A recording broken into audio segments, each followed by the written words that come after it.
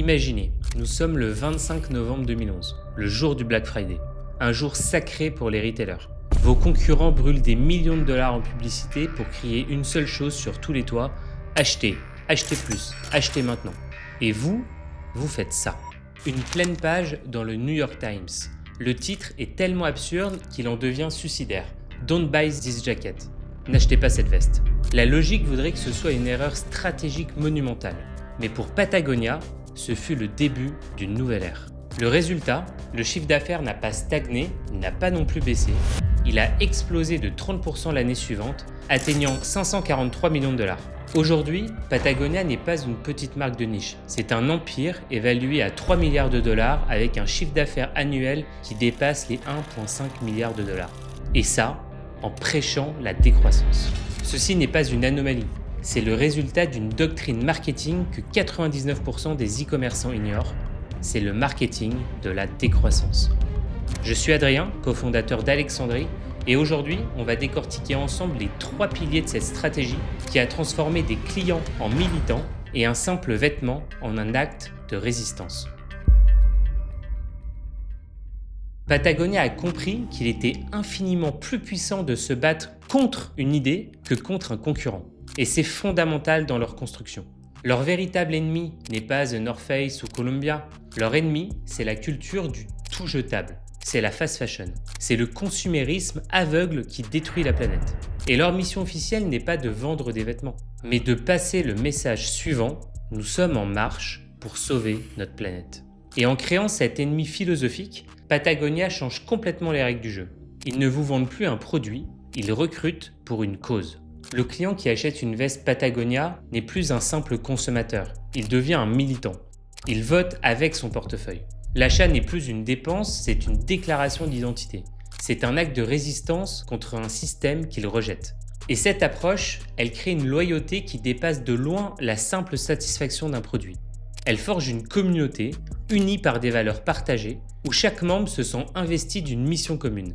La marque n'est plus considérée comme une entreprise lucrative, mais comme le leader d'un mouvement dans lequel beaucoup se reconnaissent. Dire aux gens d'acheter moins est une hypocrisie totale si votre produit est conçu pour être remplacé après 2 saisons. Et le deuxième pilier de Patagonia, c'est de rendre cette promesse anti-consommation crédible. Leur arme, c'est la garantie absolue. Leur promesse est simple: nous garantissons tout ce que nous fabriquons, et si vous n'êtes pas satisfait d'un de nos produits au moment où vous le recevez, ou si l'un de nos produits ne répond pas à vos attentes, retournez-le pour une réparation, un remplacement ou un remboursement. Cette garantie, ce n'est pas qu'une simple police d'assurance qui est cachée dans des conditions générales de vente. C'est un outil marketing offensif. Elle justifie le prix élevé. Elle transforme la veste d'une simple dépense en un investissement à long terme. C'est l'anti-fast fashion incarné. Mais une promesse ne vaut pas grand-chose sans preuve. Et cette preuve, c'est le programme Worn Wear. Ce n'est pas un simple service après-vente, c'est une machine marketing.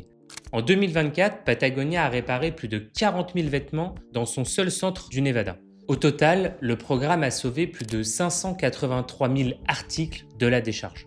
Et le coup de génie, c'est d'avoir transformé ce qui est normalement un centre de coût, c'est-à-dire les retours, les réparations, le SCV, en un puissant levier de fidélisation et d'acquisition. Aujourd'hui, chaque réparation est une interaction positive avec la marque qui renforce sa promesse de durabilité. Chaque vêtement réparé est une histoire, un témoignage vivant de la qualité du produit.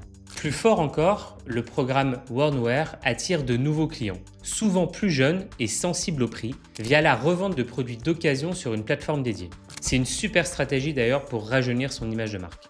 Ils ont créé tout un écosystème circulaire où la fin de vie d'un produit devient le début d'une nouvelle relation client.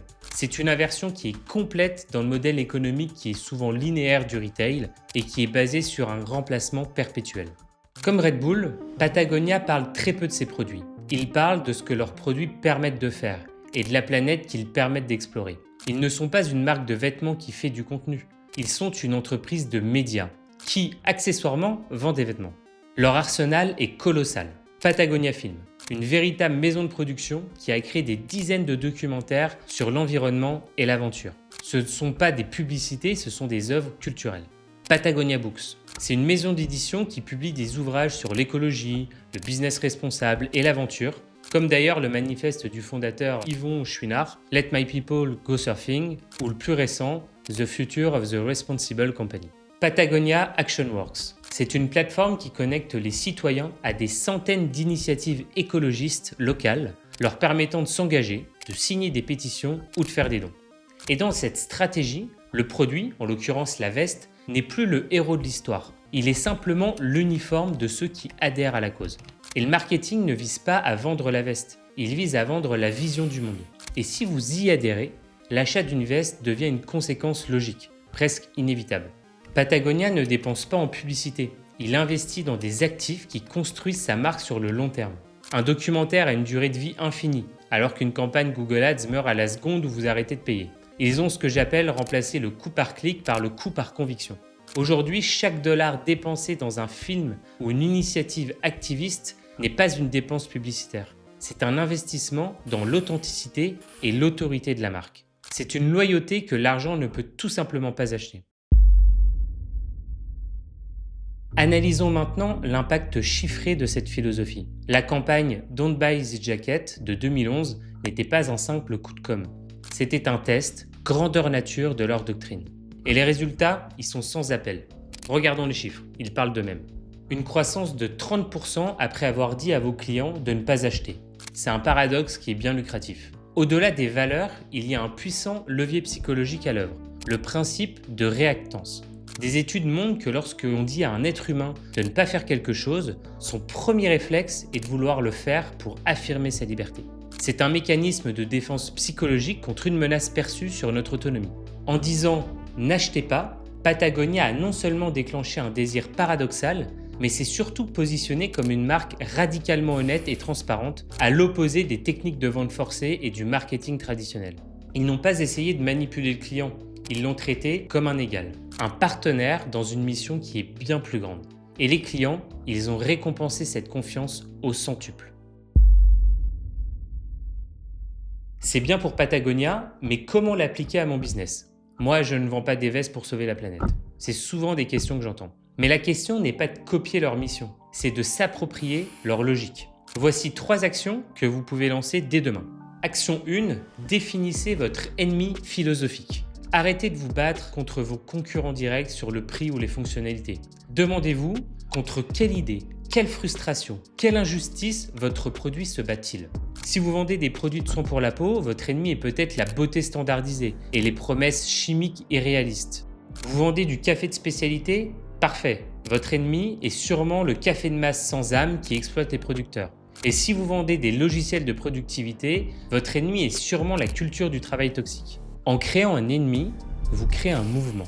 Votre produit devient l'arme de vos clients pour gagner cette bataille. Action 2. Transformez votre garantie en manifeste. Votre garantie est probablement une page légale ennuyeuse que personne lit. Transformez-la en une histoire.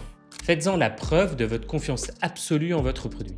Si vous vendez des valises, ne garantissez pas contre les défauts de fabrication. Garantissez contre les voyages qui tournent mal. Et si vous vendez des chaussures, garantissez-les pour les 1000 km d'aventure. Utilisez votre SAV et vos réparations non pas comme des coûts à minimiser, mais comme des opportunités de créer du contenu, de raconter des histoires de clients et de prouver votre engagement. C'est un petit peu votre version du programme Warnware. Action 3, devenez le média de votre cause. Réallouez 5, 10, 15% de votre budget publicitaire, produisez un seul contenu exceptionnel qui incarne votre mission. Cela peut être un mini-documentaire sur vos fournisseurs et leur savoir-faire, un guide approfondi qui résout un problème majeur pour vos clients sans même mentionner votre produit, ou encore un podcast qui donne la parole au leader de votre mouvement. Arrêtez d'acheter de l'attention, méritez-la. Dans un monde saturé de messages publicitaires, le pouvoir n'appartient plus à ceux qui le crient le plus fort, mais à ceux qui ont la mission la plus claire et la plus grande. C'est ce que nous apprend Patagonia. Le marketing le plus puissant est celui qui ne ressemble pas à du marketing. Ils ont prouvé que dire non à la vente immédiate peut créer plus de valeur à long terme que de dire oui à une transaction éphémère. Construire une marque mouvement n'est pas simple. Cela demande de repenser entièrement son système d'acquisition, de passer de la dépendance publicitaire à la croissance organique durable. Et chez Alexandrie, c'est précisément ce que nous faisons. Nous aidons les marques e-commerce à sortir du brouillard digital en repensant complètement leur système d'acquisition. Si vous voulez un diagnostic gratuit, rendez-vous en description. Abonnez-vous pour plus de décryptage comme celui-ci. Et rappelez-vous, pendant que vos concurrents se battent pour une vente, les marques iconiques se battent pour une cause.